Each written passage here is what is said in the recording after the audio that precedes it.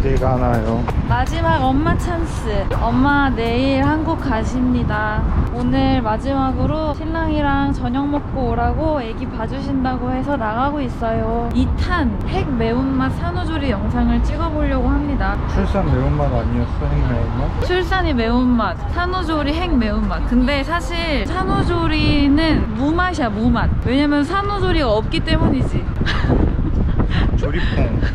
저희는 레스토랑에 들어와서 자리를 잡았고 음식이 나올 때까지 얼만큼 말할 수 있을지 모르겠지만 이야기를 해보도록 하겠습니다. 출산 후기를 못 보신 분들은 출산 후기를 먼저 보고 오시면 좋을 것 같고, 그 다음에 이어서 이야기를 해보자면 아이가 태어나고 아이를 1시간 정도 제 가슴팍에 올린 상태로 두고 나서 네덜란드 전통 과자가 있어요. 산후 과자 같은 거, 빵인지 과자인지 그런 게 있는데 남자아이는 위에 파란색 스프링클을 뿌려서 주고 여자아이는 분홍색 스프링클을 뿌려서 줘요. 그걸 뭐라고 하더라? 그거 이름 있어. 비스켓? 비스켓 마우스?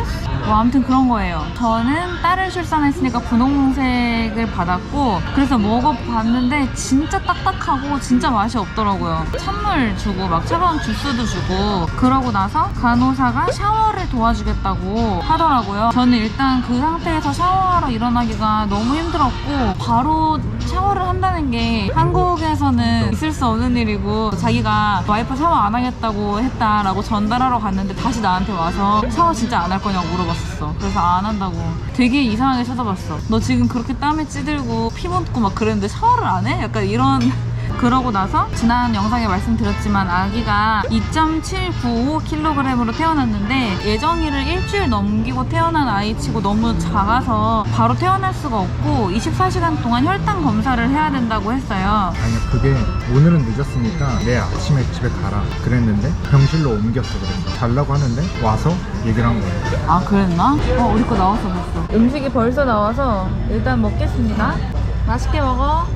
다 먹어서 좀 이어서 찍어보면 그 침대 그대로 다른 병동으로 이동을 했어요. 근데 여기는 아기랑 무조건 함께 항상 이동을 해야 돼요. 어떤 검사를 하든 엄마랑 계속 붙어있게 해주고 의사나 간호사들이 와서 검사를 해주는 그런 시스템이었어요. 간호사들이 3시간마다 와서 아기의 체온이랑 심박수랑 그리고 발 뒤꿈치로 해서 피로 혈당을 쟀어요. 좀 마음이 아팠어. 계속 발꿈치에 피 내니까. 그치? 그러고 그때마다 모유 수유를 하게 시켰는데 모유가 뭐 나오든 안 나오든 상관없이 계속 모유 수유를 시키더라고요. 근데 많이 힘들었어. 지난 영상을 보시면 아시겠지만 제가 좀 아래를 많이 찢어가지고 진짜 아팠거든요. 한국에서는 진통제 이런 걸 계속 놔준대. 근데 여기는 그냥 타이레놀 같은 거 있어요. 여긴 파라세타몰이라고 하는데 그냥 주고, 보통 왜 자연분만은 고통 선불제라고 하고 제왕절개를 고통 후불제라고 하는데 자연분만은 선불 플러스 후불이에요. 완전 진짜 회음부 통증이 너무 심했고, 한국은 그 조리원 가면은 좌욕도 하고 돈압방석 이런데 앉는데 여기서는 돈압방석 이런데도 앉지 말라고 하고 오히려 자꾸 딱딱한 데 앉아가지고 이 고통에 익숙해지면 괜찮다고 하는 거예요.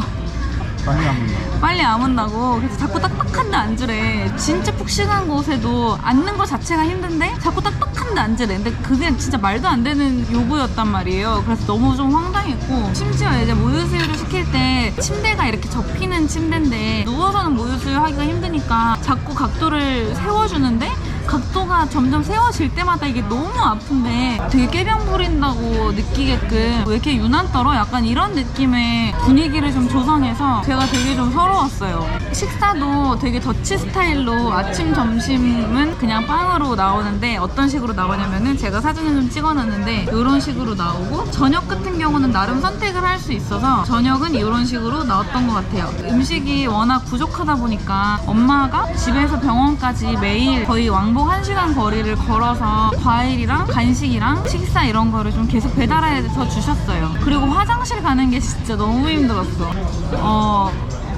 이제 아래를 찢어놓은 상태에서 너무 자세히 말하면 좀 그렇다. 이건 패스. 화요일 아침이 됐어요. 저희가 퇴원하는 날. 마지막으로 그날 아침에 신박이랑 세훈이랑 이런 거를 재러 왔는데 그때 우리 애기가 그 직전에 좀 많이 울었어요. 울어서 그런 건지 모르겠는데 그 신박이 180, 세훈이 38도 이렇게 나온 거예요. 호흡도 되게 빨랐고 갑자기 비상사태가 된 거예요. 이대로 퇴원은 불가능하고 48시간 동안 피검사를 통해서 감염이 있는지 뭐 이런저런 것들을 확인해야 된다고 하더라고요. 그래서 아기랑 같이 소아과 명동으로 다시 이동을 하게 됐어요. 또 그 침대를 끌고 이동을 했고 덕분에 퇴원이 또 이틀 미뤄지게 됩니다. 그 방으로 이동을 하자마자 아기 피를 뽑아야 되니까 손등에다가 바늘 꽂고 피도 몇 통을 뽑고 배에도 이것저것 붙이고 너무 속상한 거예요. 자기랑 나랑 막 많이 울었어. 기억나? 어떤 일이 벌어진 건 아직 아닌데 그 조그만 애한테 다 바늘 꽂고 검사를 하는 게 너무 마음이 아파서 자기랑 나랑 눈이 마주치면 막 울었어. 거기 있는 동안 안티바이오틱 이런 거 이틀 동안 맞고 또 3시간마다 계속 검사하고 그렇게 했던 것 같아요. 다행히 특별한 문제는 없어서 퇴원을 할 수 있었어요. 목요일 아침에. 아무튼 퇴원을 하는데도 걷기가 힘드니까 휠체어를 타려고 했는데 휠체어에 앉는 게 더 힘들어. 휠체어에 앉을 수가 없어. 너무 아파서 휠체어에 앉지 못하고 휠체어에 기대서 휠체어를 끌고 나와서 차로 갔던 것 같아요. 근데 문제는 차에 앉을 수도 없는 거야.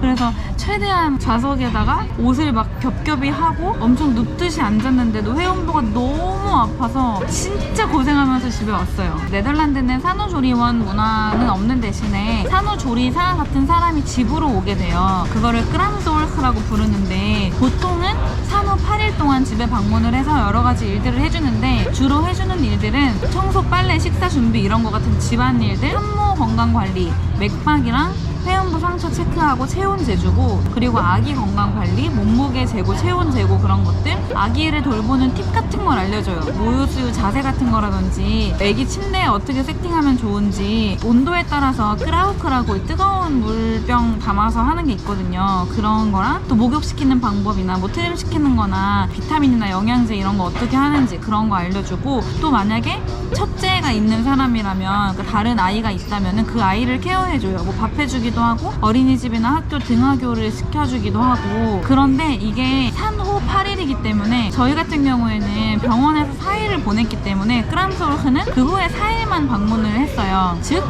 산후 토탈 케어 시간이 정해져 있는 시스템이에요. 그런데 이게 또 병원에서 있으면 하루를 6시간으로 책정을 하고 크람 호텔이라고 있어요. 약간 산후조리원이랑 비슷한 개념인데 거기에 가면은 8시간으로 간주를 해준대요. 그래서 저희 같은 경우에는 병원에서 4일을 있었기 때문에 나머지 시간을 나눠서 4일 동안 채워줬다고 합니다. 그리고 크람솔크가 시간이 추가되는 경우도 있는데 미드와이프 재량으로 최대 이틀까지 추가할 수가 있고 돌볼 다른 아이가 있는 경우에 아이 한 명당 뭐 몇 시간 이런 식으로 더 추가가 된다고 하고 산모 몸이 너무 안 좋다 이런 경우에도 추가가 되고 가족 간에 문제가 있어서 추가되는 경우도 있다고 하고 그런 가이드라인이 있어요. 그 가이드라인에 따라서 시간이 추가될 수가 있습니다. 보험에 따라서 얼마까지 커버가 되고 그런 건 좀 다를 수 있어요. 근데 저희 같은 경우에는 뭐 첫째도 당연히 없고 집에 엄마도 계시고 신랑도 저도 다 같이 있었기 때문에 크람솔크가 4일 동안 오는 것도 되게 많은 시간이었던 것 같아요.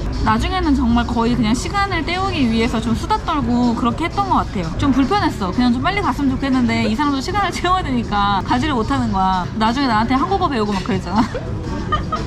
크람솔크 이후에는 컨설타티브로라고 그쪽으로 바로 연계가 되는데 애들병. 근데 병원이라기보다는 아파서 가는 곳이 아니고 체크해주는 그런 곳이 있어요. 이거는 참 괜찮은 시스템이라고 생각이 들었어요. 아기가 잘 자라는지 관리를 해주고 예방접종 같은 거 사실상 성인이 되기 전까지 한 18살까지 관리를 해주는데 좀 주기적으로 자주 관리해주는 거는 4살까지 라고 합니다. 저희는 지금까지 2번 방문을 해서 키랑 몸무게, 머리둘레 이런 거 재고 청력검사 그리고 신체검사 진행을 했어요. 거기도 닥터랑 널스가 있어서 질문 같은 거 다 받고 뭐 예를 들어 분유를 어떻게 주면 되는지 그런 거 다 케어를 해줍니다. 미드와이프 같은 경우에는 출산 후에 일주일 정도는 이틀에 한 번씩 집에 방문을 해서 제 상태를 확인을 해줘요. 그 후로는 주 1회 그 다음엔 2주에 한 번 이런 식으로 산후 6주 정도까지 산모를 케어해줍니다. 근데 산모 케어라고 해서 해서 별거는 아니고 그냥 와서 어떤지 물어봐요. 일단 저희는 밥을 다 먹어서 나가보겠습니다. 나중에 이어서 또 할게요.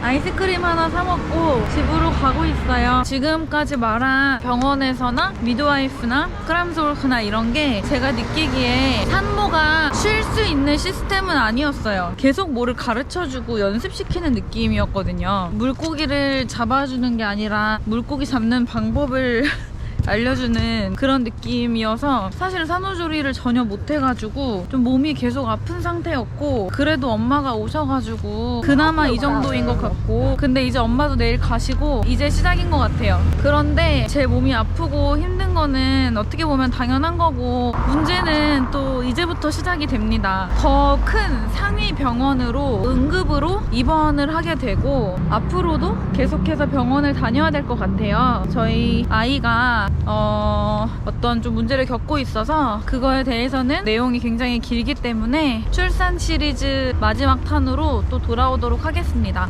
간질만 나게 얘기하네. 근데 이것도 아직 결론이 안 나와서 자세히 말씀드리기가 좀 애매해요. 네덜란드 산후조리에 대한 자기의 생각을 한번 듣고 영상을 마무리하자. 조리퐁.